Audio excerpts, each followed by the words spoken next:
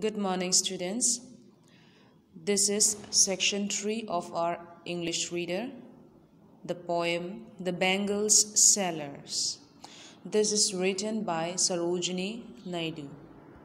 Before we learn the poem, let us first know about the poet, that is Sarojini Naidu. Sarojini Naidu is commonly known as the Nightingale of India. She was a poet and politician.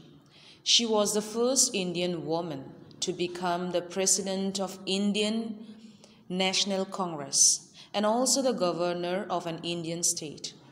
In 1905, her first collection of poems named The Golden Threshold was published.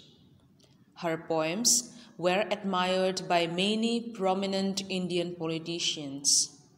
Some of her collections also include The Bird of Time, The Broken Wing, and The Sceptered Flute, and these were published during her lifetime.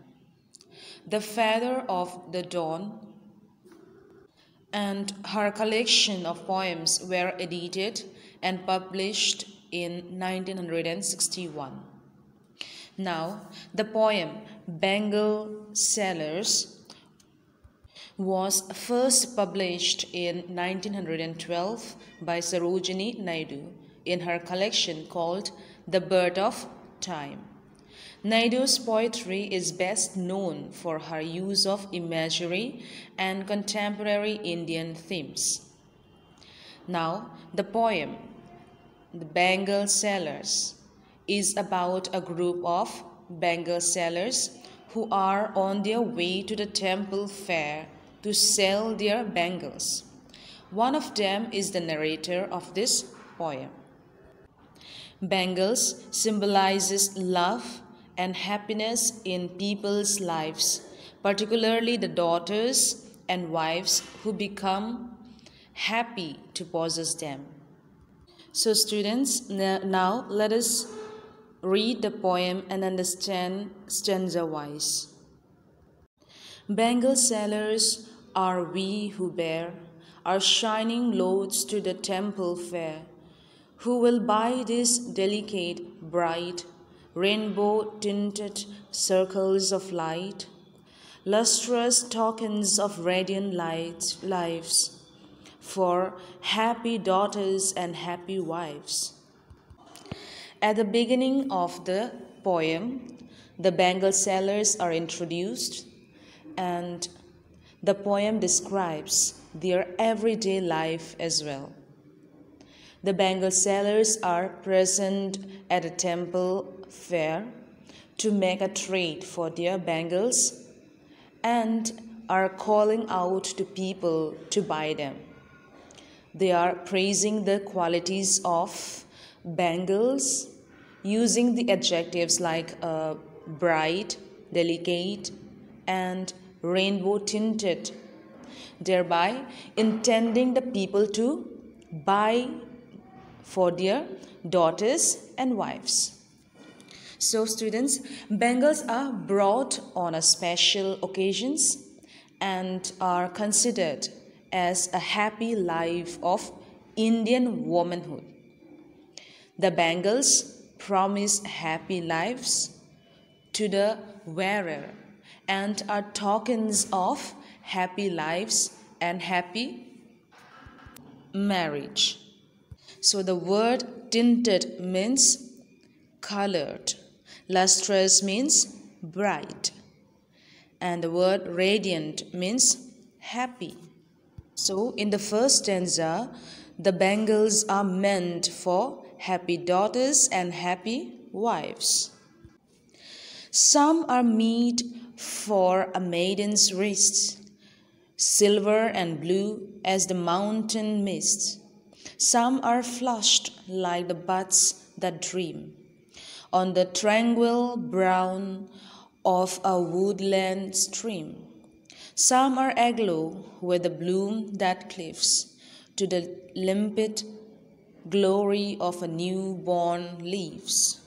So let us first see the meaning. Meet means proper, mist, clouds, Flushed means red. Tranquil means peaceful. Aglow, bright. And cleaves, sticks. Limpid means clear and transparent. So in this stanza, the bangle sellers are talking about the different kinds of bangles they have, which cater to different types of women, which are meant for different kinds of women. Some of these bangles are suited for a maiden's wrist, who is an unmarried girl, or a young woman, and they are silver and blue in color. Here, silver and blue colors are compared to the mountain mist, and they represent the freshness and the beauty of a young maiden. Some bangles are light red and pink in color, just like a tender flower buds that are found blooming along the woodland stream. In this stanza, buds that dreams presents an image of young girls who are dreaming of marriage. The bangle sellers also have some green-colored bangles, which are compared to the newborn leaves, because such leaves are pure, fresh, and yet to see the world just like the maiden. So, this stanza shows the youthful stage in a woman's life and represents the fact different colored bangles are worn by women in different phases of their life in Indian society. Some are like fields of sunlit corn, meet for a bride on her bridal morn. Some like the flame of her marriage fire, or rich with the hue of her heart's desire, twinkling, luminous, tender and clear, like her bridal laughter and bridal tear. In this stanza, the bangle sellers say that they have some yellow-colored bangles that looked like the fields of sunlit corn. Here, bangles are compared to the fields of sunlit corn because those bangles are suitable for a bride on the day of her wedding, when she needs to look the prettiest and the brightest of all. The bangle sellers also have some flame-colored bangles, such as red and orange, that represent the passion, desire, and wishes of the bride. In this poem, bridal laughter means the joy of starting a new life with her husband, while bridal tear means sorrow of separation from her parents. The poet has compared bridal laughter and bridal tear with tinkling, luminous, tender and clear bangles, which seem to express her joy and sorrow well. So, this stanza depicts the transition of life from a maiden to a wife.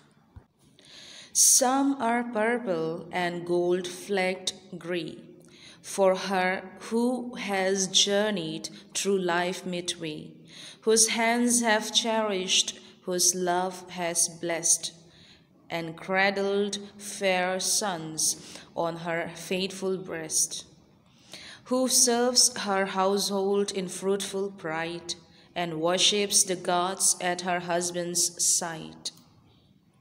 Now here the word gold-flecked means spotted with gold, cherished means cared for tenderly. So in this stanza, the bangle sellers continue to advertise their bangles and say that they have some purple and gold-flecked gray bangles. These bangles are suitable for a woman who has journeyed through the life and has reached the midpoint of her life.